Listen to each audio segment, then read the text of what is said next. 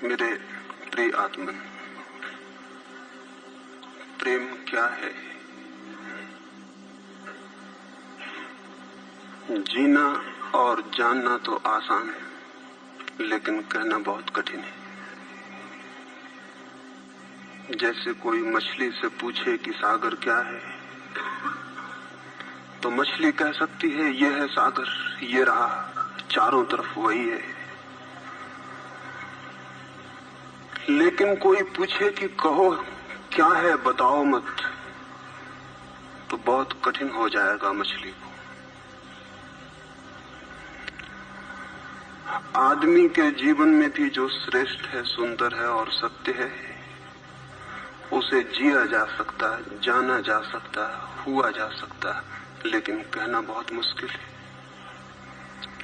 और दुर्घटना और दुर्भाग्य यह है कि जिसमें जिया जाना चाहिए, जिसमें हुआ जाना चाहिए, उसके संबंध में मनुष्य जाति 5-6 हजार वर्ष से केवल बातें कर रही है।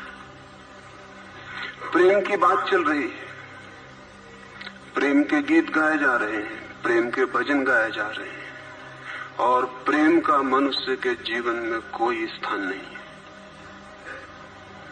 अगर आदमी के भीतर खोजने जाएं तो प्रेम से ज्यादा असत्य शब्द दूसरा नहीं मिलेगा। और जिन लोगों ने प्रेम को असत्य सिद्ध कर दिया है और जिन्होंने प्रेम की समस्त धाराओं को अवरुद्ध कर दिया है, और बड़ा दुर्भाग्य यह है कि लोग समझते हैं वे ही प्रेम के जन्मदाता भी हैं।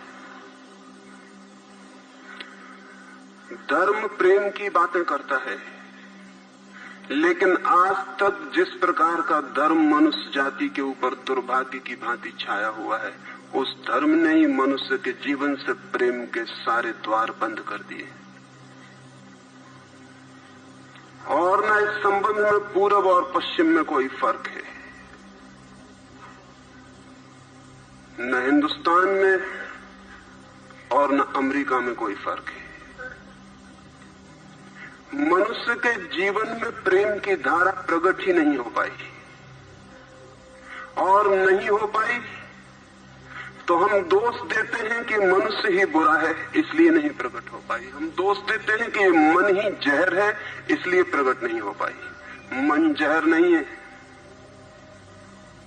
और जो लोग मन को जहर कहते रहे, उन्होंने ही प्रेम को जहरीला कर दिया, प्रेम को प्रकट नहीं होने दिया।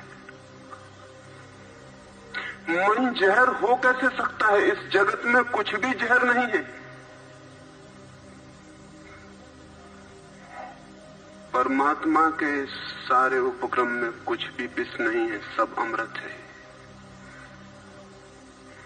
लेकिन आदमी ने सारे अमृत को जहर कर लिया है, और इस जहर करने में शिक्षक, साधु संत और तथाकथित धार्मिक लोगों का सबसे ज्यादा हाथ है। इस बात को थोड़ा समझ लेना जरूरी है, क्योंकि अगर ये बात दिखाई न पड़े तो मनुष्य के जीवन में कभी भी प्रेम भविष्य में भी नहीं हो सकेगा। क्योंकि जिन कारणों से प्रेम नहीं पैदा हो सका है, उन्हीं कारणों को हम प्रेम प्रकट करने के आधार और कारण बना रहे हैं। हालतें ऐसी हैं कि गलत सिद्धांतों को अगर हजारों वर्ष तक दोहराया जाए तो फिर हम ये भूल ही जाते हैं कि सिद्धांत गलत है, और दिखाई पड़ने लगता है कि आदमी गलत है, क्योंकि उन सिद्धांतों को पूरा नहीं कर पा रहा है। मैंने सुना है एक सम्राट के महल के नीचे से एक पंखा बेचने वाला गुजरता था और जोर से चिल्ला रहा था कि अनूठे और अद्भुत पंखे मैंने निर्मित किए हैं। ऐसे पंखे कभी भी नहीं बनाए गए, ये पंखे कभी देखे भी नहीं गए हैं। सम्राट ने खिड़की से झांक के देखा कि कौन है जो अनूठे पंखे ले आए। सम्राट के पास सब तरह के पंखे थे, दुनिया के कोने कोने में जो मिल सकते थे। और नीचे देखा, गलियारे में खड़ा हुआ एक आदमी, साधारण 2-2 पैसे के पंखे होंगे, और चिल्ला रहा है कि अनूठे, अद्वितीय। उस आदमी को ऊपर बुलाया और पूछा कि इन पंखों में क्या खूबी है, दाम क्या है इन पंखों के? उस पंखे वाले ने कहा कि महाराज, दाम ज्यादा नहीं है, पंखे को देखते हुए दाम बहुत कम है, सिर्फ 100 रुपए का पंखा है। सम्राट ने कहा 100 रुपए? ये 2 पैसे का पंखा जो बाजार में जगह जगह मिलता है, 100 रुपए दाम, क्या है इसकी खूबी? उस आदमी ने कहा खूबी ये पंखा 100 वर्ष चलता है, 100 वर्ष के लिए गारंटी है, 100 वर्ष से कम में खराब नहीं होता है। सम्राट ने कहा इसको देख के तो ऐसा लगता है कि सप्ताह भी चल जाए, पूरा तो मुश्किल। धोखा देने की कोशिश कर रहे हो, सरासर बेईमानी, और वो भी सम्राट के सामने। उस आदमी ने कहा आप मुझे भली भांति जानते हैं, इसी गलिहारे में रोज पंखे बेचता हूं, 100 रुपए दाम है इसके, और अगर 100 वर्ष न चले तो जिम्मेदार मैं हूं, रोज तो नीचे मौजूद होता हूं, और फिर आप सम्राट हैं, आपको धोखा देके जाऊंगा कहां। वो पंखा खरीद लिया गया। सम्राट को विश्वास तो न था, लेकिन आश्चर्य भी था कि यह आदमी सरासर झूठ बोल रहा है, किस बल पर बोल रहा है। पंखा 100 रुपए में खरीद लिया गया और उससे कहा कि 7वें दिन तुम उपस्थित हो जाना। 2-4 दिन में ही पंखे की डंडी बाहर निकल गई, 7वें दिन तो वो बिल्कुल मुर्दा हो गया। लेकिन सम्राट ने सोचा कि शायद पंखे वाला आएगा नहीं, लेकिन ठीक समय पर 7वें दिन वो पंखे वाला हाजिर हो गया। उसने कहा कहो महाराज। उन्होंने कहा कहना नहीं, ये पंखा पड़ा हुआ है, टूटा हुआ। ये 7 दिन में ये गति हो गई, तुम कहते 100 वर्ष चलेगा। पागल हो या धोखेबाज, क्या हो?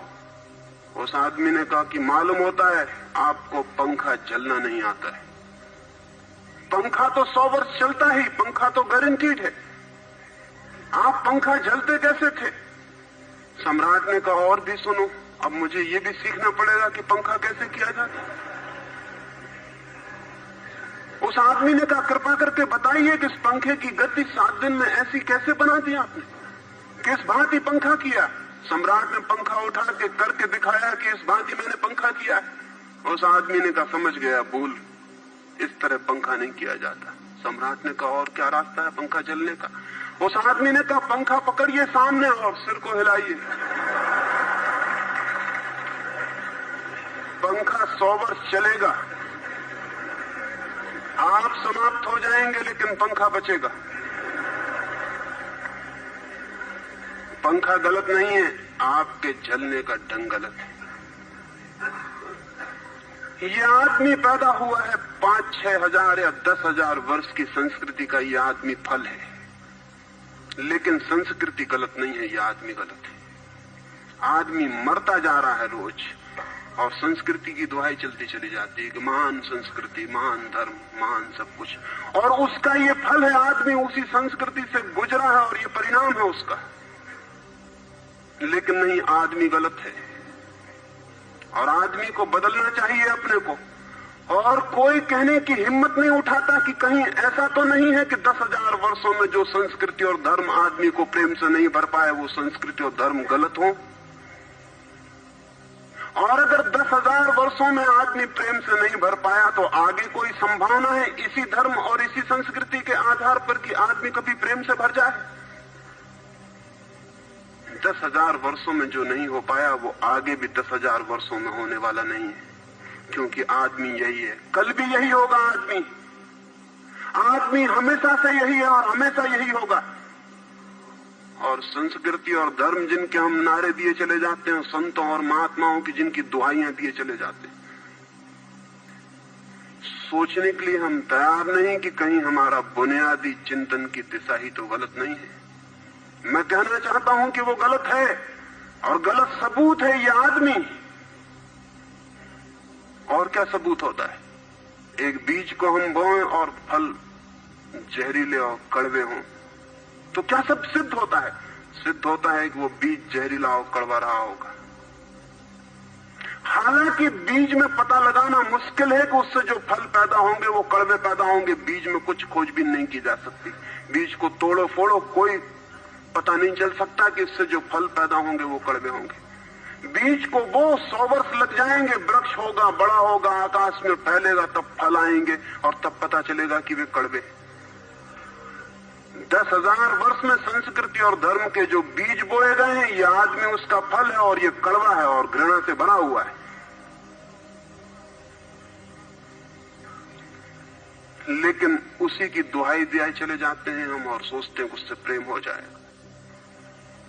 मैं आपसे कहना चाहता हूं उससे प्रेम नहीं हो सकता है, क्योंकि प्रेम के पैदा होने की जो बुनियादी संभावना है, धर्मों ने उसकी ही हत्या कर दी है और उसमें ही जहर घोल दिया है।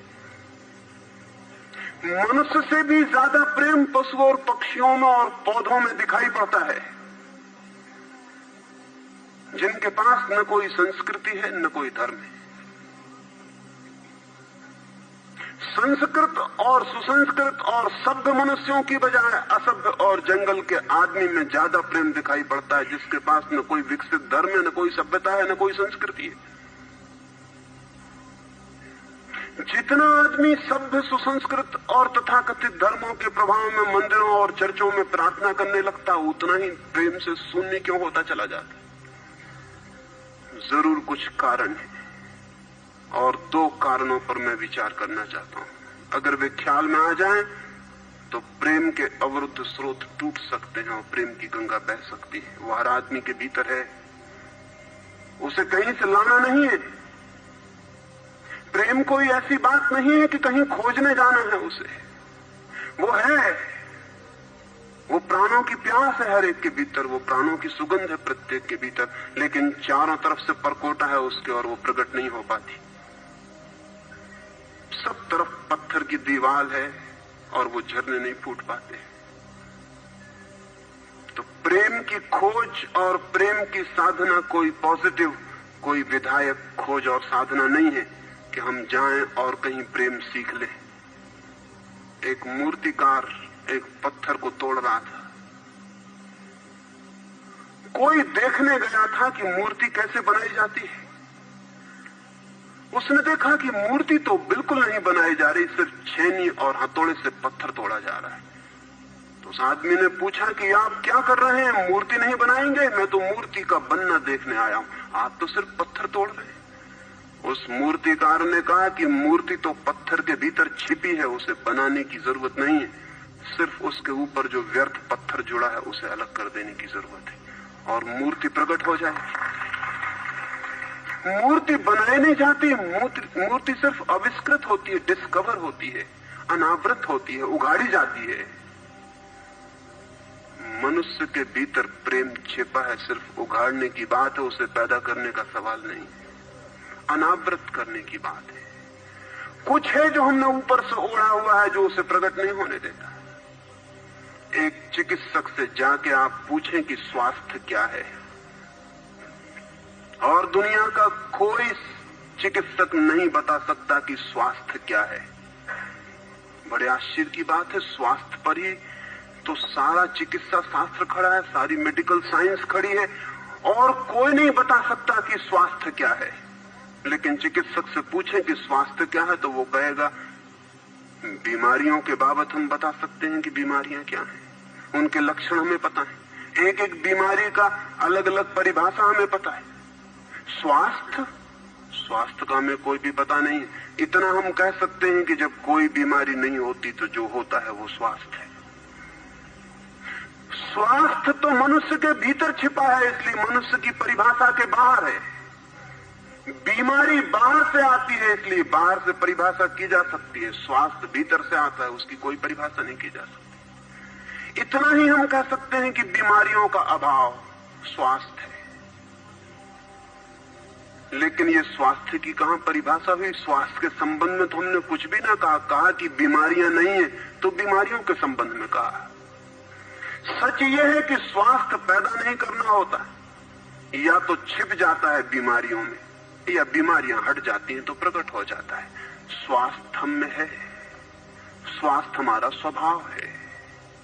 प्रेम हम में है, प्रेम हमारा स्वभाव है। इसलिए ये बात गलत है कि मनुष्य को समझाया जाए कि तुम प्रेम पैदा करो। सोचना यह है कि प्रेम पैदा क्यों नहीं हो पा रहा है, बाधा क्या है, अड़चन क्या है, कहां रुकावट डाल दी गई। अगर कोई भी रुकावट ना हो तो प्रेम प्रकट होगा ही। उसे सिखाने की और समझाने की कोई भी जरूरत नहीं है। अगर मनुष्य के ऊपर गलत संस्कृति और गलत संस्कार की धाराएं और बाधाएं न हो तो हर आदमी प्रेम को उपलब्ध होगा ही, ये अनिवार्यता है। प्रेम से कोई बच ही नहीं सकता, प्रेम स्वभाव है।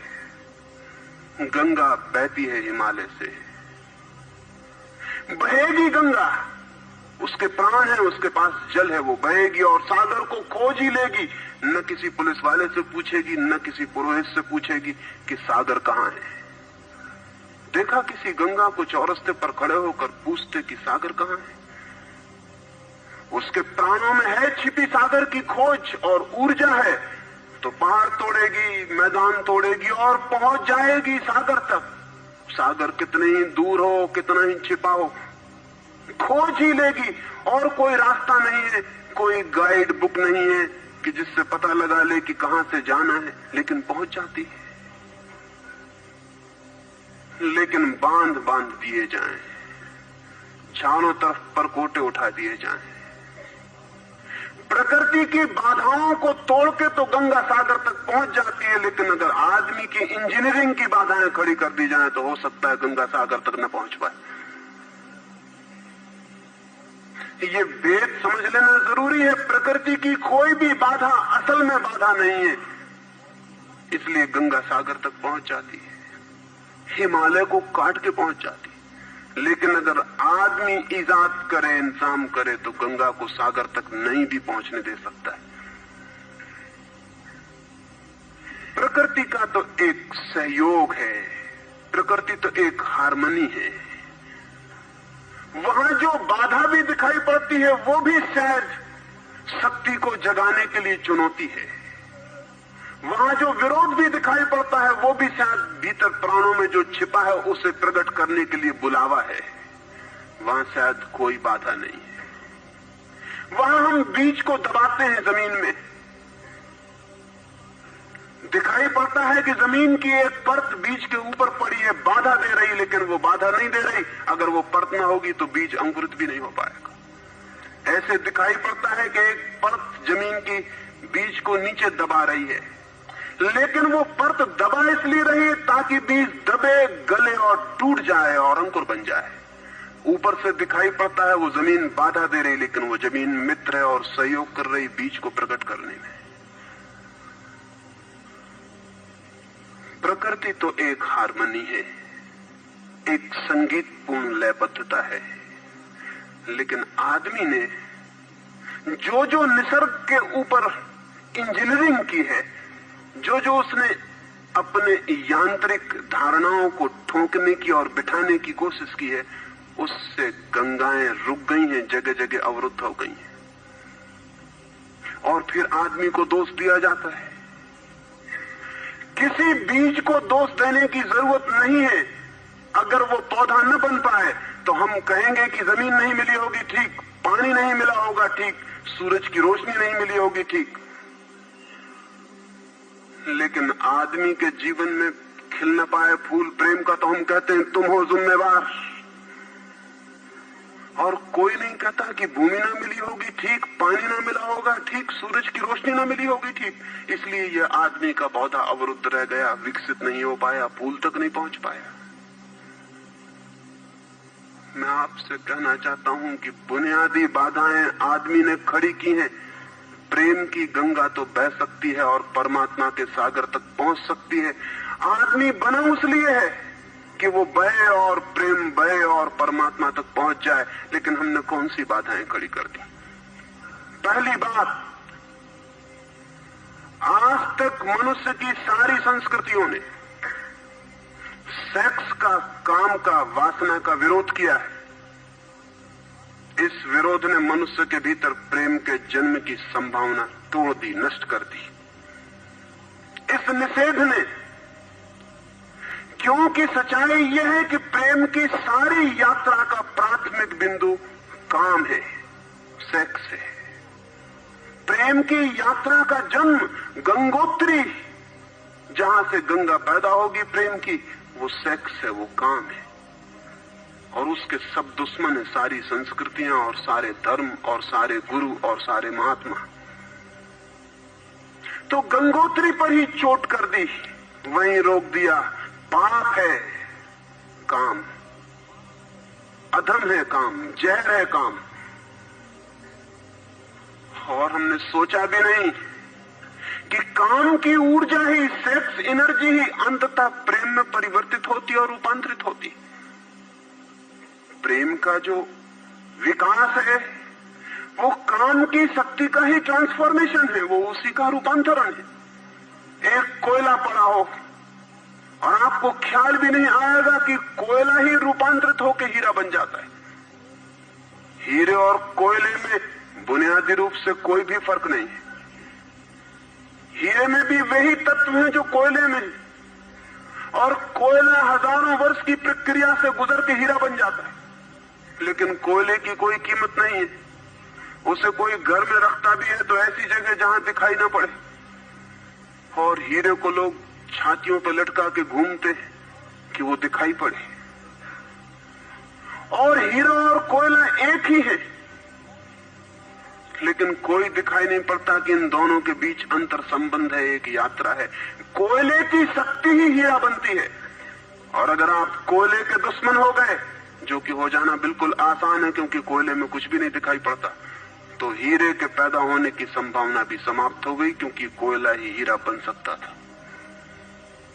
सेक्स की शक्ति ही, काम की शक्ति ही प्रेम बनती है,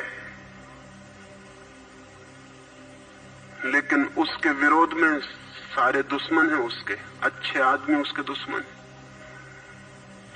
और उसके विरोध ने प्रेम के अंकुर भी नहीं फूटने दिए, और जमीन से प्रथम से पहली सीढ़ी से नष्ट कर दिया भवन को। फिर वो हीरा नहीं बन पाता कोयला, क्योंकि उसके बनने के लिए जो स्वीकृति चाहिए, जो उसका विकास चाहिए, जो उसको रूपांतरित करने की प्रक्रिया चाहिए, उसका सवाल ही नहीं उठता। जिसके हम दुश्मन हो गए, जिसके हम शत्रु हो गए, जिससे हमारी द्वंद्व की स्थिति बन गई और जिससे हम निरंतर लड़ने लगे, अपनी ही शक्ति से आदमी को लड़ा दिया गया है, सेक्स की शक्ति से आदमी को लड़ा दिया गया है। और शिक्षाएं दी जाती हैं कि द्वंद्व छोड़ना चाहिए, कॉन्फ्लिक्ट छोड़नी चाहिए, लड़ना नहीं चाहिए। और सारी शिक्षाएं बुनियाद में सिखा रही हैं कि लड़ो, मन जहर है तो मन से लड़ो, जहर से तो लड़ना पड़ेगा। सेक्स पाप है तो उससे लड़ो। और ऊपर से कहा जा रहा है कि द्वंद्व छोड़ो। जिन शिक्षाओं के आधार पर मनुष्य द्वंद्व से भर रहा है, वही शिक्षाएं दूसरी तरफ कह रही हैं कि द्वंद्व छोड़ो। एक तरफ आदमी को पागल बनाओ और दूसरी तरफ पागल खाने खोलो कि उनका इलाज करना है। एक तरफ कीटाणु फैलाओ बीमारियों के, और फिर अस्पताल खोलो कि बीमारियों का इलाज यहां किया जाता है। एक बात समझ लेनी जरूरी है इस संबंध में, मनुष्य कभी भी काम से मुक्त नहीं हो सकेगा। काम उसके जीवन का प्राथमिक बिंदु है, उसी से जन्म होता है। परमात्मा ने काम की शक्ति को ही, सेक्स को ही सृष्टि का मूल बिंदु स्वीकार किया है। और परमात्मा जिसे पाप नहीं समझ रहा, महात्मा उसे पाप बता रहे हैं। अगर परमात्मा उसे पाप समझता है तो परमात्मा से बड़ा पापी इस पृथ्वी पर, इस जगत में, इस विश्व में कोई भी नहीं है। फूल खिला हुआ दिखाई पड़ रहा है। कभी सोचा है कि फूल का खिल जाना भी सेक्सुअल एक्ट है? फूल का खिल जाना भी काम की एक घटना है, वासना की एक घटना है। फूल में है क्या उसके खिल जाने में? उसके खिल जाने में कुछ भी नहीं है। वे बिंदु हैं, पराग के, वीरी के कण हैं, जिन्हें तितलियां उड़ा के दूसरे फूलों पे ले जाएंगी और नया जन्म देंगी। एक मोर नाच रहा है और कवि गीत गा रहे हैं, और संत भी देख के प्रसन्न होंगे, लेकिन उन्हें ख्याल नहीं कि नृत्य एक सेक्सुअल एक्ट है। मोर पुकार रहा है अपनी प्रेयसी को या अपने प्रेमी को, वो नृत्य किसी को रिझाने के लिए। पपीहा गीत गा रहा है, कोयल बोल रही है। एक आदमी जवान हो गया है, एक युवती सुंदर होकर विकसित हो गई है। वो सब की सब सेक्सुअल एनर्जी की अभिव्यक्तियां हैं। वो सब का सब काम का ही रूपांतरण है। वो सब का सब काम की ही अभिव्यक्ति, काम की ही अभिव्यंजना है। सारा जीवन, सारी अभिव्यक्ति, सारी फ्लावरिंग काम की है। और उस काम के खिलाफ संस्कृति और धर्म आदमी के मन में जहर डाल रहे हैं, उससे लड़ाने की कोशिश कर रहे हैं। मौलिक शक्ति से मनुष्य को उलझा दिया है लड़ने के लिए, इसलिए मनुष्य दीनहीन, प्रेम से रिक्त और थोथा और ना कुछ हो गया है। काम से लड़ना नहीं है, काम के साथ मैत्री स्थापित करनी है और काम की धारा को और ऊंचाइयों तक ले जाना है। किसी ऋषि ने किसी वधू को 9 वर और वधू को आशीर्वाद देते हुए कहा था कि तेरे 10 पुत्र पैदा हों और अंततः तेरा पति तेरा 11वां पुत्र हो जाए।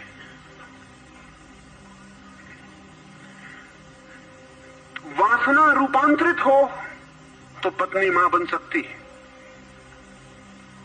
वासना रूपांतरित हो तो काम प्रेम बन सकता है, लेकिन काम ही प्रेम बनता है। काम की ऊर्जा ही प्रेम की ऊर्जा में विकसित होती है, फलित होती है।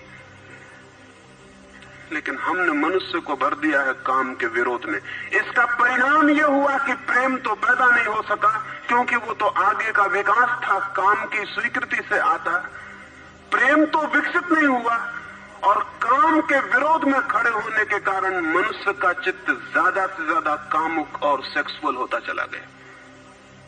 हमारे सारे गीत, हमारी सारी कविताएं, हमारे चित्र, हमारी पेंटिंग्स, हमारे मंदिर, हमारी मूर्तियां सब घूम फिर के सेक्स के आसपास केंद्रित हो गई। हमारा मन ही सेक्स के आसपास केंद्रित हो गया। इस जगत में कोई भी पशु मनुष्य की भांति सेक्सुअल नहीं है। मनुष्य 24 घंटे सेक्सुअल हो गया। उठते बैठते सोते जागते सेक्स ही सब कुछ हो गया। उसके प्राण में एक घाव हो गया, विरोध के कारण, दुश्मनी के कारण, शत्रुता के कारण। जो जीवन का मूल था उससे मुक्त तो हुआ नहीं जा सकता था, लेकिन उससे लड़ने की चेष्टा में सारा जीवन रुग्ण जरूर हो सकता था, वो रुग्ण हो गया है। और ये जो मनुष्य जाति इतनी ज्यादा कामुक दिखाई पड़ रही है, इसके पीछे तथाकथित धर्मों और संस्कृति का बुनियादी हाथ है। इसके पीछे बुरे लोगों का नहीं, सज्जनों और संतों का हाथ है। और जब तक मनुष्य जाति सज्जनों संतों के इस अनाचार से मुक्त नहीं होती, तब तक प्रेम के विकास की कोई संभावना नहीं। मुझे एक घटना याद आती है। एक फकीर अपने घर से निकला था, किसी मित्र के पास मिलने जा रहा है। निकला है कि घोड़े पर उसका चढ़ा हुआ एक बचपन का दोस्त घर आके सामने खड़ा हो गया। उसने कहा कि दोस्त तुम घर पे रुको, वर्षों से प्रतीक्षा करता था कि तुम आओगे तो बैठेंगे और बात करेंगे, और दुर्भाग्य कि मुझे किसी मित्र से मिलने जाना है, मैं वचन दे चुका हूं तो मैं वहां जाऊंगा, घंटे भर में जल्दी से जल्दी लौट आऊंगा, तब तक तुम विश्राम करो। उसके मित्र ने कहा कि मुझे तो चैन नहीं है, अच्छा होगा कि मैं तुम्हारे साथ ही चला चलूं। लेकिन उसने कहा कि मेरे कपड़े सब गंदे हो गए धूल से रास्ते की, अगर तुम्हारे पास कुछ अच्छा कपड़ा हो तो मुझे दे दो, तो मैं डाल लूं और साथ हो जाऊं। निश्चित था उस फकीर के पास किसी सम्राट ने उसे एक बहुमूल्य कोट, एक पगड़ी और धोती भेंट की थी। उसने संभाल के रखी थी, कभी जरूरत पड़ेगी तो पहनूंगा। वो जरूरत नहीं आई थी, निकाल के ले आया। खुशी में मित्र ने जब पहन ली तब उसे थोड़ी ईर्ष्या पैदा हुई। मित्र ने पहन के तो मित्र सम्राट मालूम होने लगा। बहुमूल्य कोट था, पगड़ी थी, धोती थी, शानदार जूते थे, और उसके सामने वो फकीर बिल्कुल ही नौकर चाकर दीनहीन दिखाई पड़ने लगा। उसने सोचा ये तो बड़ा मुश्किल हुआ, है तो बड़ा गलत हुआ। जिनके घर में ले जाऊंगा ध्यान इस पर जाएगा, मुझ पर किसी का भी ध्यान जाएगा नहीं। अपने ही कपड़े, और आज अपने ही कपड़ों के कारण मैं दीनहीन हो जाऊंगा। लेकिन बार बार मन को समझाया कि मैं फकीर हूं, आत्मा परमात्मा की बात करने वाला, क्या रखा है कोट में पगड़ी में, छोड़ो, पहने रहने तो कितना फर्क पड़ता है। लेकिन जितना समझाने की कोशिश की कि कोट पगड़ी में क्या रखा है, कोट पगड़ी ही उसके मन में घूमने लगी। मित्र दूसरी बात करने लगा, लेकिन वो भीतर तो ऊपर तो कुछ और दूसरी बातें कर रहा है, लेकिन वहां उसका मन नहीं है, भीतर उसे बस कोट और पगड़ी। रास्ते पर जो भी आदमी देखता है उसको कोई भी नहीं देखता, मित्र की तरफ सबकी आंखें जाती। वो बड़ा मुश्किल में पड़ गया कि तो आज अपनी भूल कर ली, अपने हाथ से भूल कर ली। जिनके घर जाना था वहां पहुंचा, जाके परिचय दिया कि मेरे मित्र हैं, जमाल, बचपन के दोस्त हैं, बहुत प्यारे आदमी हैं। और फिर अचानक अनजाने मुंह से निकल गया कि रह गए कपड़े, सो कपड़े मेरे। क्योंकि मित्र भी जिनके घर गए थे वो भी उसके कपड़ों को देख रहे थे, और भीतर उसके चल रहा था कोट पगड़ी, मेरी कोट पगड़ी, और उन्हीं की वजह से मैं परेशान हो रहा हूं। निकल गया मुंह से कि रह गए कपड़े, कपड़े मेरे। मित्र भी हैरान हुआ, घर के लोग भी हैरान हुए कि क्या पागलपन की बात है, ख्याल उसको भी आया बोल जाने के बाद, तब पछताया कि तो भूल हो गई। पछताया तो और दबाया अपने मन को, बाहर निकल के क्षमा मांगने लगा कि क्षमा कर दो, बड़ी गलती हो गई। मित्र ने कहा मैं तो हैरान हुआ कि तुमसे निकल कैसे गया। उसने कहा कि कुछ नहीं, सिर्फ जबान की चूक हो गई। हालांकि जबान की चूक कभी भी नहीं होती, भीतर कुछ चलता होता है तो कभी कभी बेमौके जबान से निकल जाता है, चूक कभी नहीं होती। माफ कर दो, भूल हो गई। कैसे ये ख्याल आ गया कुछ समझ में नहीं आता, हालांकि पूरी तरह समझ में आ रहा था कि ख्याल कैसे आया। दूसरे मित्र के घर गए। अब वो तय करता रहा रास्ते में कि अब चाहे कुछ भी हो जाए, ये नहीं कहना है कि कपड़े मेरे हैं, पक्का कर लेना है अपने मन को। घर के द्वार पर उसने जाके बिल्कुल दृढ़ संकल्प कर लिया कि ये बात नहीं उठानी कि कपड़े मेरे। लेकिन उस पागल को पता नहीं कि जितना वो दृढ़ संकल्प कर रहा है इस बात का, वो दृढ़ संकल्प बता रहा है इस बात को कि उतने ही जोर से उसके भीतर ये भावना घर कर रही कि कपड़े मेरे। आखिर दृढ़ संकल्प किया क्यों जाता है? एक आदमी कहता है कि मैं ब्रह्मचर्य का दृढ़ व्रत लेता हूं, उसका मतलब है उसके भीतर कामुकता दृढ़ता से धक्के मार रही, नहीं तो और कारण क्या है? एक आदमी कहता है कि मैं कसम खाता हूं कि आज से कम खाना खाऊंगा, उसका मतलब यह है कि कसम खानी पड़ रही, ज्यादा खाने का मन है उसका। और तब अनिवार्य रूप में द्वंद्व पैदा होता है।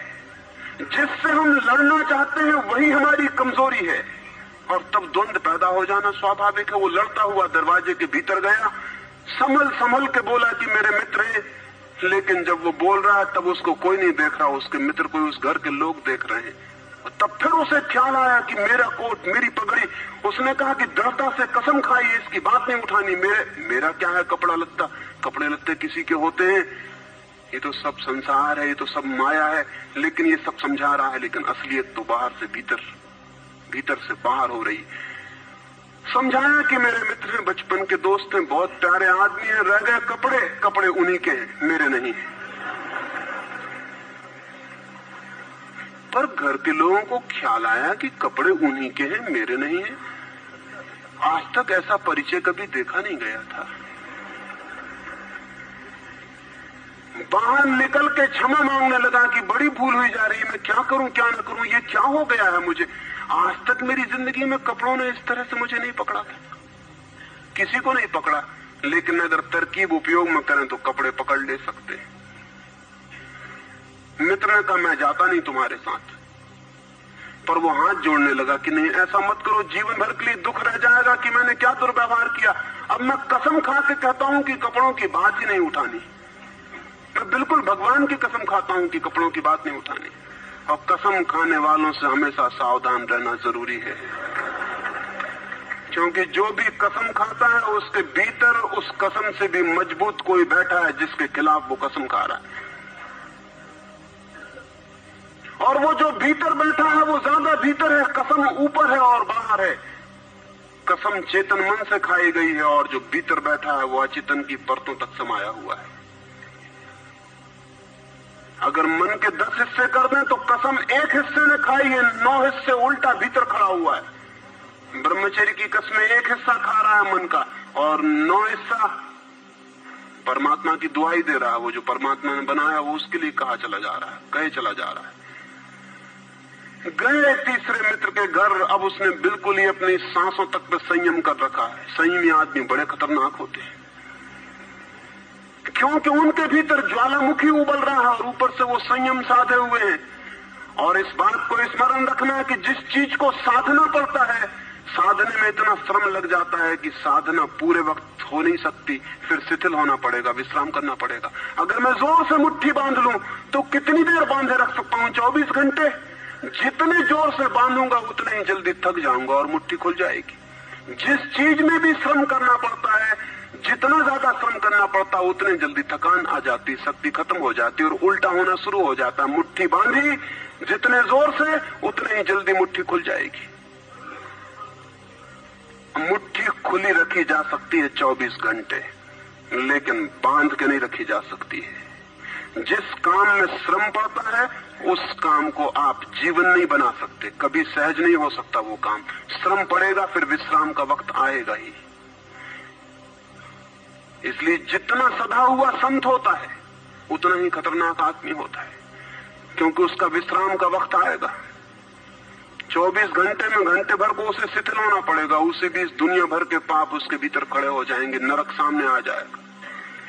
तो उसने बिल्कुल ही अपने को सांस रोक लिया और कहा कि अब कसम खाता हूं कि इन कपड़ों की बात ही नहीं उठानी।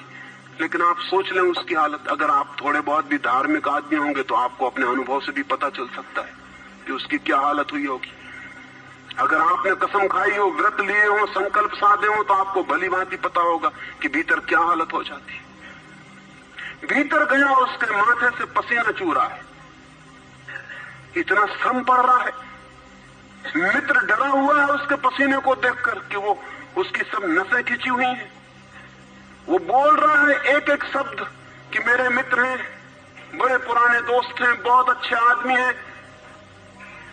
और एक क्षण को वो रुका, जैसे भीतर से कोई जोर का धक्का आया हो और सब बह गया, बाढ़ आ गई और सब बह गया। और उसने कह दिया, रह गए कपड़े की बात, तो मैंने कसम खा ली है कि कपड़े की बात ही नहीं करनी।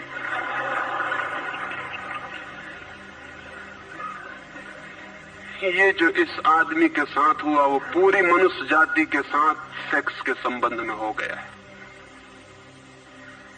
सेक्स को ऑब्सेशन बना दिया, सेक्स को रोग बना दिया, घाव बना दिया और सब विषाक्त कर दिया, सब विषाक्त कर दिया। छोटे छोटे बच्चों को समझाया जा रहा है कि सेक्स पाप है, लड़कियों को समझाया जा रहा, लड़कों को समझाया जा रहा कि सेक्स पाप है। फिर ये लड़की जवान होगी, ये लड़का जवान होगा, इनकी शादियां होंगी और सेक्स की दुनिया शुरू होगी और इन दोनों के भीतर ये भाव है कि ये पाप है। और फिर कहा जाएगा स्त्री को कि पति को परमात्मा मान। जो पाप में ले जा रहा है उसको परमात्मा कैसे माना जा सकता है? ये कैसे संभव है कि जो पाप में घसीट रहा है वो परमात्मा हो? और उस लड़के को कहा जाएगा, उस युवक को कहा जाएगा कि तेरी पत्नी है, तेरी साथनी है, तेरी संगी है। लेकिन जो नरक में ले जा रही, शास्त्रों में लिखा कि स्त्री नरक का द्वार है। ये नरक का द्वार, संगी और साथनी, ये मेरा आधा अंग, ये नरक की तरफ जाता हुआ आधा अंग मेरा, ये इसके साथ कौन सा सामंजस्य बन सकता है? सारे दुनिया का दाम्पत्य जीवन नष्ट किया है इस शिक्षा ने। और जब दंपति का जीवन नष्ट हो जाए तो प्रेम की कोई संभावना नहीं रही, क्योंकि जब पति और पत्नी प्रेम न कर सके एक दूसरे को, जो कि अत्यंत सहज और नैसर्गिक प्रेम है, तो फिर कौन और किसको प्रेम कर सकेगा? इस प्रेम को बढ़ाया जा सकता है कि पत्नी और पति का प्रेम इतना विकसित हो, इतना उदात्त हो, इतना ऊंचा बने कि धीरे धीरे बांध तोड़ दे और दूसरों तक फैल जाए। ये हो सकता है, लेकिन इसको समाप्त ही कर दिया जाए, तोड़ ही दिया जाए, विषाक्त कर दिया जाए तो फैलेगा क्या, बढ़ेगा क्या? रामानुज एक गांव में ठहरे थे और एक आदमी ने आके कहा कि मुझे परमात्मा को पाना है। तो उन्होंने कहा कि तूने कभी किसी को प्रेम किया? उस आदमी ने कहा, इस झंझट में मैं कभी पड़ा ही नहीं, प्रेम वगैरह की झंझट मैंने की, मुझे तो परमात्मा को खोजना है। रामानुज ने कहा, तूने कभी झंझट ही नहीं की प्रेम की? उसने कहा, मैं बिल्कुल सच कहता हूं आपसे। और बेचारा ठीक ही कह रहा था, क्योंकि धर्म की दुनिया में प्रेम एक डिस्क्वालिफिकेशन, एक अयोग्यता है। तो उसने सोचा कि अगर मैं कहूं किसी को प्रेम किया तो वो कहेंगे अभी प्रेम छोड़, ये राग वाग छोड़, अभी इधर पहले इन सबको छोड़ के आ, तब इधर आना। तो उस बेचारे ने किया भी हो तो वो कहता गया कि मैंने नहीं किया, नहीं किया। ऐसा कौन आदमी होगा जिसने थोड़ा बहुत प्रेम नहीं किया हो? रामानुज ने तीसरी बार पूछा कि तू कुछ तो बता, थोड़ा बहुत भी, कभी भी किसी को? उसने कहा, माफ करिए, आप क्यों वही बात पूछे चले जा रहे हैं? मैंने प्रेम की तरफ आंख उठा के नहीं देखा, मुझे तो परमात्मा को खोजना है। तो रामानुज ने कहा, मुझे क्षमा कर, तू कहीं और खोज, क्योंकि मेरा अनुभव यह है कि अगर तूने किसी को प्रेम किया हो तो उस प्रेम को फिर इतना बड़ा जरूर किया जा सकता है तो वो परमात्मा तक पहुंच जाए। लेकिन अगर तूने प्रेम ही नहीं किया तो तेरे पास कुछ है ही नहीं जिसको बड़ा किया जा सके। बीज ही नहीं है तेरे पास जो वृक्ष बन सके। तो तू जा कहीं और पूछ। और जब पति और पत्नी में प्रेम न हो, जिस पत्नी ने अपने पति को प्रेम न किया हो और जिस पति ने अपनी पत्नी को प्रेम न किया हो, वे बेटों को, बच्चों को प्रेम कर सकते हैं तो आप गलती में हैं। पत्नी उसी मात्रा में बेटे को प्रेम करेगी जिस मात्रा में उसने अपने पति को प्रेम किया है, क्योंकि ये बेटा पति का ही फल है, उसका ही प्रतिफलन है, उसका ही रिफ्लेक्शन है। ये इस बेटे के प्रति जो प्रेम होने वाला है वो उतना ही होगा जितना उसने पति को चाहा और प्रेम किया हो। ये पति की ही मूर्ति है जो फिर नई होकर वापस लौट आई है। अगर पति के प्रति प्रेम नहीं है तो बेटे के प्रति प्रेम सच्चा कभी भी नहीं हो सकता। और अगर बेटे को प्रेम नहीं किया गया, पालना पोसना और बड़ा कर देना प्रेम नहीं है, तो बेटा मां को कैसे प्रेम कर सकता है, बाप को कैसे प्रेम कर सकता है? वो जो यूनिट है जीवन का परिवार, वो विषाक्त हो गया सेक्स को दूषित कहने से, कंडेम करने से, निंदित करने से, और परिवार ही फैलकर पूरा जगत है, पूरा विश्व है। और फिर हम कहते हैं कि प्रेम बिल्कुल दिखाई नहीं पड़ता। प्रेम कैसे दिखाई पड़ेगा? हालांकि हर आदमी कहता है कि मैं प्रेम करता हूं, मां कहती है, पत्नी कहती है, बाप कहता है, भाई कहता है, बहन कहती है, मित्र कहते हैं कि हम प्रेम करते हैं। सारी दुनिया में हर आदमी कहता है कि हम प्रेम करते हैं, और दुनिया में इकट्ठा देखो तो प्रेम कहीं दिखाई ही नहीं पड़ता। इतने लोग अगर प्रेम करते हैं तो दुनिया में तो प्रेम की वर्षा हो जानी चाहिए थी, प्रेम के फूल ही फूल खिल जाने चाहिए थे, प्रेम के दिए ही दिए जल जाते, घर घर प्रेम का दिया होता तो दुनिया में इकट्ठी इतनी रोशनी होती प्रेम की। लेकिन वहां तो घृणा की रोशनी दिखाई पड़ती है, क्रोध की रोशनी दिखाई पड़ती है, युद्धों की रोशनी दिखाई पड़ती है, प्रेम का तो कोई पता नहीं चलता। झूठी है ये बात, और ये झूठ जब तक हम मानते चले जाएंगे तब तक सत्य की दिशा में खोज भी नहीं हो सकती। कोई किसी को प्रेम नहीं कर रहा है, और जब तक काम के निसर्ग को परिपूर्ण आत्मा से स्वीकृति नहीं मिलती तब तक कोई किसी को प्रेम कर भी नहीं सकता है। मैं आपसे कहना चाहता हूं कि काम दिव्य है, डिवाइन है। सेक्स की शक्ति परमात्मा की शक्ति है, ईश्वर की शक्ति है। वो इसीलिए तो उससे ऊर्जा पैदा होती है और नया जीवन विकसित होता है। वही तो सबसे रहस्यपूर्ण शक्ति है, वही तो सबसे ज्यादा मिस्टीरियस फोर्स है। उससे दुश्मनी छोड़ दें। अगर आप चाहते हैं कि कभी आपके जीवन में प्रेम की वर्षा हो जाए, उससे दुश्मनी छोड़ दें, उसे आनंद से स्वीकार करें, उसकी पवित्रता को स्वीकार करें, उसकी धन्यता को स्वीकार करें, और खोजें उसमें और गहरे, तो आप हैरान हो जाएंगे। जितनी पवित्रता से काम की स्वीकृति होगी उतना ही काम पवित्र होता चला जाता है, और जितनी अपवित्रता और पाप की दृष्टि से काम से विरोध होगा, काम उतना ही पापपूर्ण और कुरूप होता चला जाता है।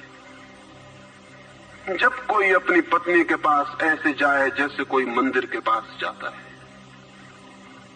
जब कोई पत्नी अपने पति के पास ऐसे जाए जैसे सच में कोई परमात्मा के पास जाता है, क्योंकि जब दो प्रेमी काम से निकट आते हैं, जब वे संभोग से गुजरते हैं, तब सच में ही वे परमात्मा के मंदिर के निकट से गुजर रहे हैं। वहीं परमात्मा काम कर रहा है उनकी उस निकटता में, वहीं परमात्मा की सृजन शक्ति काम कर रही है।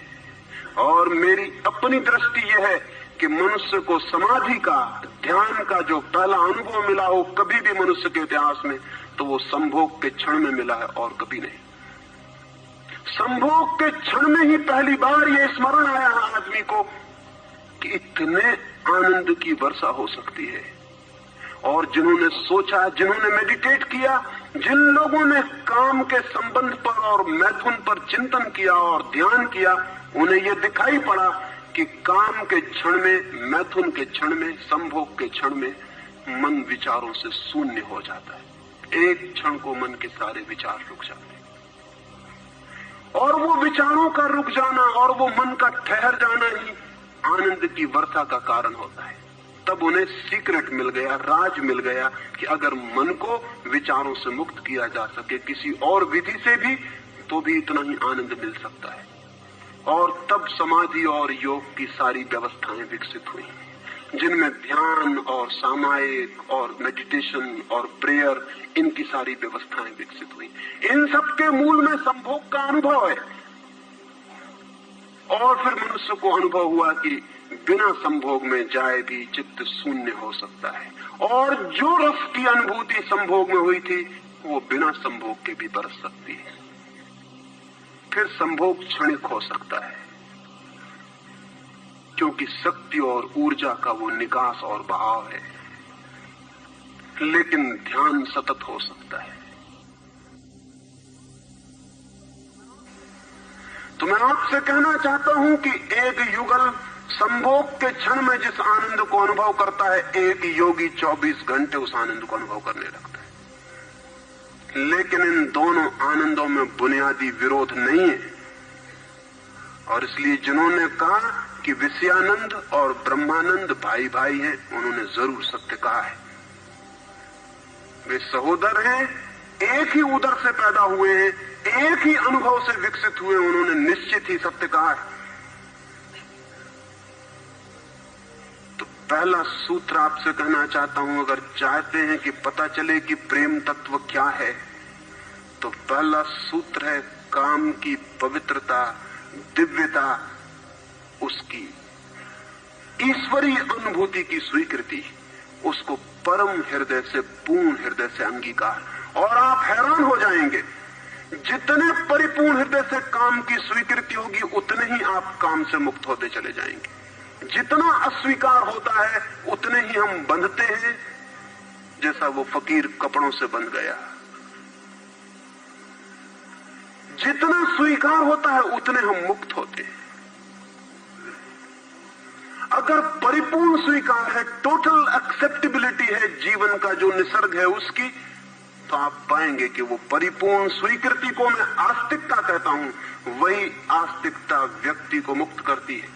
नास्तिक में उनको कहता हूं जो जीवन के निसर्ग का अस्वीकार करते हैं, निषेध करते हैं, ये बुरा है, ये पाप है, ये विष है, ये छोड़ो, ये छोड़ो, ये छोड़ो। जो छोड़ने की बातें कर रहे हैं वे ही नास्तिक हैं। जीवन जैसा है उसे स्वीकार करो और जियो उसकी परिपूर्णता में। वही परिपूर्णता रोज रोज सीढ़ियां सीढ़ियां ऊपर उठाती जाती, वही स्वीकृति मनुष्य को ऊपर ले जाती, और एक दिन उसके दर्शन होते हैं जिसका काम में पता भी नहीं चलता था। काम अगर कोयला था तो एक दिन हीरा भी प्रकट होता है प्रेम का। तो पहला सूत्र यह है। दूसरा सूत्र आपसे कहना चाहता हूं, और वो दूसरा सूत्र भी संस्कृति ने और आज तक की सभ्यता ने और धर्मों ने हमारे भीतर मजबूत किया है।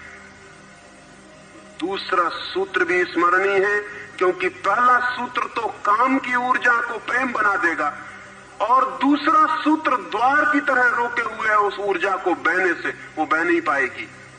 वो दूसरा सूत्र है मनुष्य का ये भाव कि मैं हूं, ईगो, उसका अहंकार कि मैं हूं। बुरे लोग तो कहते ही हैं कि मैं हूं, अच्छे लोग और जोर से कहते हैं कि मैं हूं, और मुझे स्वर्ग जाना है और मोक्ष जाना है और मुझे ये करना है और मुझे वो करना है। लेकिन वो मैं खड़ा हुआ है वहां भीतर। और जिस आदमी का मैं जितना मजबूत है, उतना ही उस आदमी की सामर्थ्य दूसरे से संयुक्त हो जाने की कम हो जाती, क्योंकि मैं एक दीवार है, एक घोषणा है कि मैं हूं। मैं की घोषणा कह देती है तुम हो, मैं हूं, दोनों के बीच फासला है। फिर मैं कितना ही प्रेम करूं और आपको अपनी छाती से लगा लूं, लेकिन फिर भी हम दो हैं। छातियां कितनी ही निकट आ जाएं, फिर भी बीच में फासला है। मैं हूं, तुम हो। इसलिए निकटतम अनुभव भी निकट नहीं ला पाते। शरीर पास बैठ जाते हैं, आदमी दूर दूर बने रह जाते हैं। जब तक भीतर मैं बैठा हुआ है, तब तक दूसरे का भाव नष्ट नहीं होता। शास्त्र ने कहीं एक अद्भुत वचन कहा है कि दी अदर इज हेल, वो जो दूसरा है वही नरक है। लेकिन शास्त्र ने ये नहीं कहा कि why the other is other, वो दूसरा दूसरा क्यों है। वो दूसरा इसलिए है कि मैं हूं, और जब तक मैं हूं तब तक दुनिया में हर चीज दूसरी है, अन्य है, भिन्न है। और जब तक भिन्नता है तब तक प्रेम का अनुभव नहीं हो सकता। प्रेम है एकात्म का अनुभव। प्रेम है इस बात का अनुभव कि गिर गई दीवार और दो ऊर्जाएं मिल गई और संयुक्त हो गई। प्रेम है इस बात का अनुभव कि एक व्यक्ति और दूसरे व्यक्ति की सारी दीवारें गिर गईं और प्राण संयुक्त हुए, मिले और एक हो गए। जब यही अनुभव एक व्यक्ति और समस्त के बीच फलित होता है तो उस अनुभव को मैं कहता हूं परमात्मा, और जब दो व्यक्तियों के बीच फलित होता है तो उसे मैं कहता हूं प्रेम।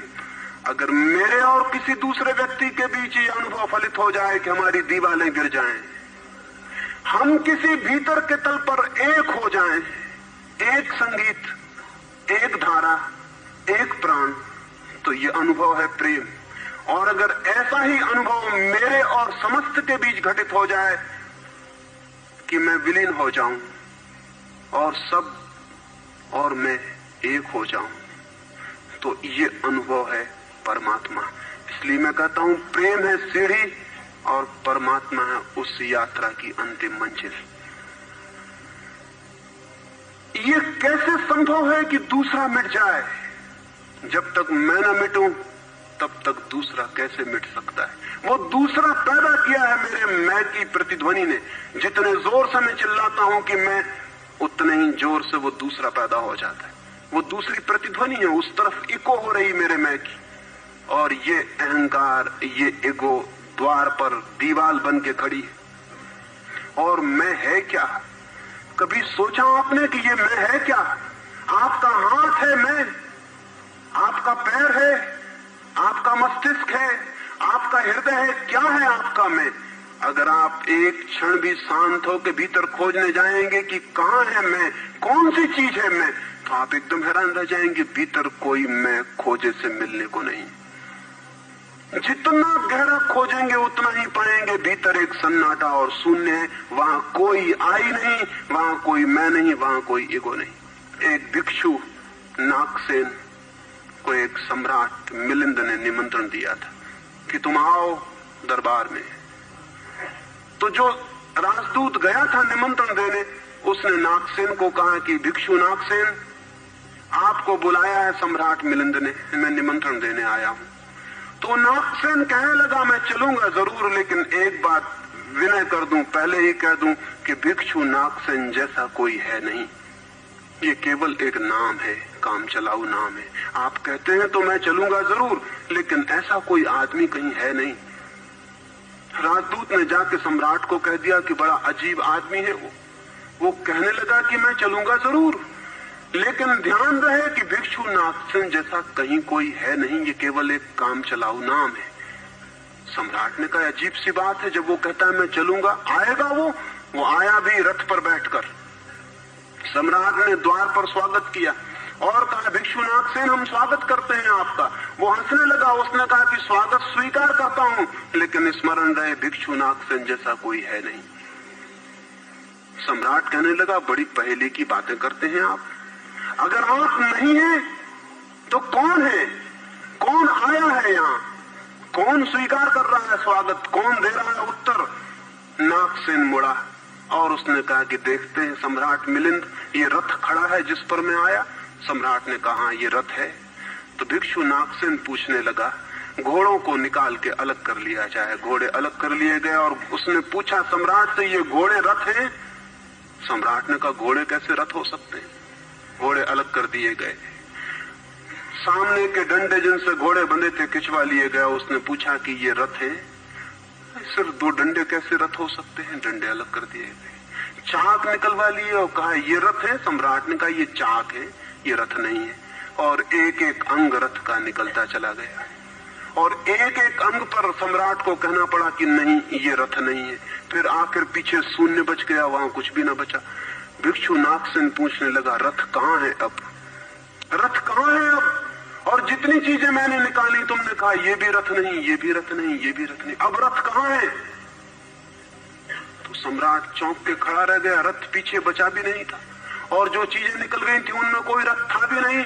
तो भिक्षु कहने लगा समझे आप, रथ एक जोड़ था, रथ कुछ चीजों का संग्रह मात्र था। रथ का अपना होना नहीं है कोई, ईगो नहीं है कोई। रथ एक जोड़ है। आप खोजे कहां है आपका मैं, और आप पाएंगे कि अनंत शक्तियों के एक जोड़ है, मैं कहीं भी नहीं है। और एक एक अंग आप सोचते चले जाएं तो एक एक अंग समाप्त होता चला जाता है। फिर पीछे शून्य रह जाता है। उसी शून्य से प्रेम का जन्म होता है, क्योंकि वो शून्य आप नहीं है, वो शून्य परमात्मा है। एक गांव में एक आदमी ने मछलियों की एक दुकान खोली थी, बड़ी दुकान थी। उस गांव में पहली दुकान थी, तो उसने एक बहुत खूबसूरत तख्ती बनवाई और उस पर लिखाया फ्रेश फिश सोल्ड हियर, यहां ताजी मछलियां बेची जाती। पहले दिन दुकान खुली और एक आदमी आया और कहने लगा फ्रेश फिश सोल्ड हियर, ताजी मछलियां, कहीं बासी मछलियां भी बेची जाती? ताजी लिखने की क्या जरूरत? दुकानदार ने सोचा कि बात तो ठीक है, इससे और व्यर्थ बासे का भी ख्याल पैदा होता है। उसने फ्रेश अलग कर दिया, ताजा अलग कर दिया। तख्ती रह गई फिश सोल्ड हियर, मछलियां बेची जाती हैं, मछलियां यहां बेची जाती। दूसरे दिन एक बूढ़ी औरत आई और उसने कहा कि मछलियां यहां बेची जाती हैं, सोल्ड हियर, कहीं और कहीं भी बेचते हो? उस आदमी ने कहा ये हियर बिल्कुल फिजूल है। उसने तख्ती पर एक शब्द और अलग कर दिया, रह गया फिश सोल्ड। तीसरे दिन एक आदमी आया, वो कहने लगा फिश सोल्ड, मछलियां बेची जाती हैं, मुफ्त भी देते हो क्या? आदमी ने कहा ये सोल्ड भी बेकार। उस सोल्ड को भी अलग कर दिया। अब रह गई वहां तख्ती फिश। एक बुद्धा आया और कहने लगा फिश, अंधे को भी मील भर दूर से बात मिल जाती है। ये तख्ती काहे के लिए लटकाई हुई है? यहां फिश भी चली गई, खाली तख्ती रह गई वहां। और एक आदमी आया और उसने कहा ये तख्ती किस लिए लगाई है, इस दुकान पे आड़ पड़ती। वो तख्ती भी चली गई, वहां कुछ भी नहीं रह गया। इलिमिनेशन होता गया, एक एक चीज हटती चली गई, पीछे जो शेष रह गया शून्य।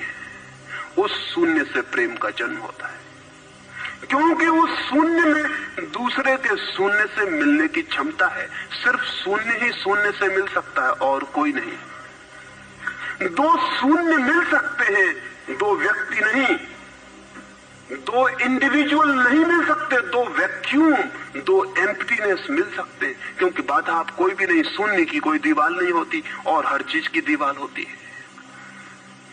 तो दूसरी बात स्मरणीय है, व्यक्ति जब मिटता है नहीं रह जाता, पाता है कि हूं ही नहीं, जो है वो मैं नहीं हूं, जो है वो सब है। तब द्वार गिरता है, दीवार टूटती है और तब वो गंगा बहती है जो भीतर छिपी है और तैयार है। वो शून्य की प्रतीक्षा कर रही कि कोई शून्य हो जाए तो उससे बह उठूं। हम एक कुआं खोदते हैं, पानी भीतर है, पानी कहीं से लाना नहीं होता, लेकिन बीच में मिट्टी पत्थर पड़े हैं, उनको निकाल के बाहर कर देते। करते क्या है हम?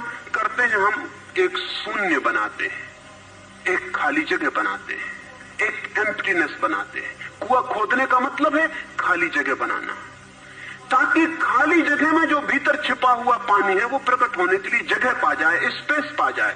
वो भीतर है, उसको जगह चाहिए प्रकट होने को, जगह नहीं मिल रही, भरा हुआ है कुआं मिट्टी पत्थर से। मिट्टी पत्थर हमने अलग कर दिए, वो पानी उबल के बाहर आ गया। आदमी के भीतर प्रेम भरा हुआ है, स्पेस चाहिए, जगह चाहिए जहां वो प्रकट हो जाए। और हम भरे हुए हैं अपने मैं से। हर आदमी चिल्लाया चला जा रहा है मैं, और स्मरण रखें जब तक आपकी आत्मा चिल्लाती है मैं, तब तक आप मिट्टी पत्थर से भरे हुए कुएं हैं।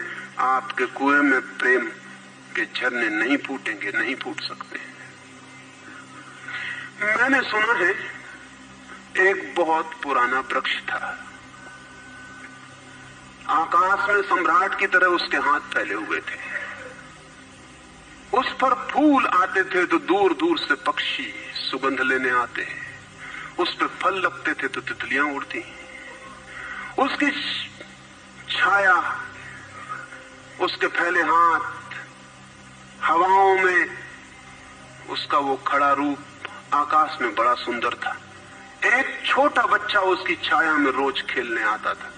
उस बड़े वृक्ष को उस छोटे बच्चे से प्रेम हो गया। बड़ों को छोटों से प्रेम हो सकता है अगर बड़ों को पता ना हो कि हम बड़े हैं। वृक्ष को कोई पता नहीं था कि मैं बड़ा हूं, ये पता सिर्फ आदमी को होता है, इसलिए उसका प्रेम हो गया। अहंकार हमेशा अपने से बड़ों को प्रेम करने की कोशिश करता है। अहंकार हमेशा अपने से बड़ों से संबंध जोड़ता है। प्रेम के लिए कोई बड़ा छोटा नहीं, जो आ जाए उसी से संबंध जुड़ जाता है। वो एक छोटा सा बच्चा खेलता आता था उस वृक्ष के पास, उस वृक्ष का उससे प्रेम हो गया। लेकिन वृक्ष की शाखाएं ऊपर थी, बच्चा छोटा था, तो वृक्ष अपनी शाखाएं उसके लिए नीचे झुका था ताकि वो फल तोड़ सके, फूल तोड़ सके। प्रेम हमेशा झुकने को राजी है, अहंकार कभी भी झुकने को राजी नहीं। अहंकार के पास जाएंगे तो अहंकार के हाथ और ऊपर उठ जाएंगे ताकि आप उन्हें छू न सके, क्योंकि जिसे छू लिया जाए वो छोटा आदमी है, जिसे न छुआ जा सके, दूर सिंहासन पर दिल्ली में हो, वो आदमी बड़ा आदमी है। वो वृक्ष के शाखाएं नीचे झुकाती जब वो बच्चा खेलता हुआ आता, और जब बच्चा उसके फूल तोड़ लेता तो वृक्ष बहुत खुश होता, उसके प्राण आनंद से भर जाते। प्रेम जब भी कुछ दे पाता है तब खुश हो जाता है, अहंकार जब भी कुछ ले पाता है तभी खुश होता है। फिर वो बच्चा बड़ा होने लगा, वो कभी उसकी छाया में सोता, कभी उसके फल खाता, कभी उसके फूलों का ताज बना के पहनता और जंगल का सम्राट हो जाता है। प्रेम के फूल जिसके पास भी बरसते हैं वही सम्राट हो जाता है, और जहां भी अहंकार गिरता है वहीं सब अंधकार हो जाता है, आदमी दीन और दरिद्र हो जाता है। वो लड़का फूलों का ताज पहनता और नाचता, और वृक्ष बहुत खुश होता, उसके प्राण आनंद से भर जाते, हवाएं सनसनाती और वो गीत गाता है। फिर लड़का और बड़ा हुआ, वो वृक्ष के ऊपर भी चढ़ने लगा, वो उसकी शाखाओं से झूलने भी लगा, वो उसकी शाखाओं पर विश्राम भी करता, और वृक्ष बहुत आनंदित होता। प्रेम आनंदित होता है जब प्रेम किसी के लिए छाया बन जाता है। अहंकार आनंदित होता है जब किसी की छाया छीन लेता है। लेकिन लड़का बड़ा होता चला गया, दिन बढ़ते चले गए। जब लड़का बड़ा हो गया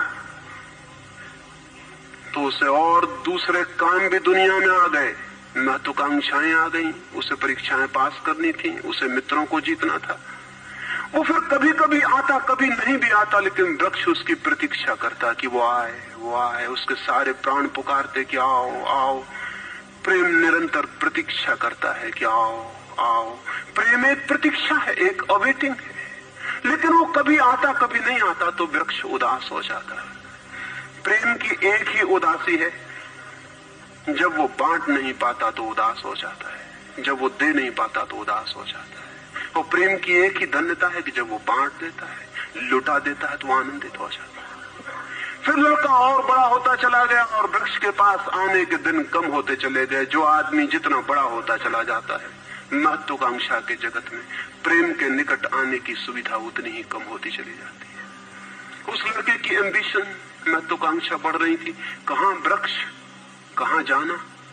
फिर एक दिन वहां से निकलता था तो वृक्ष ने उसे कहा, सुनो। हवाओं में उसकी आवाज गूंजी कि सुनो, तुम आते नहीं, मैं प्रतीक्षा करता हूं, मैं तुम्हारे लिए प्रतीक्षा राह करता हूं, राह देखता हूं, बाट जोता हूं। उस लड़के ने कहा, क्या है तुम्हारे पास जो मैं आऊं?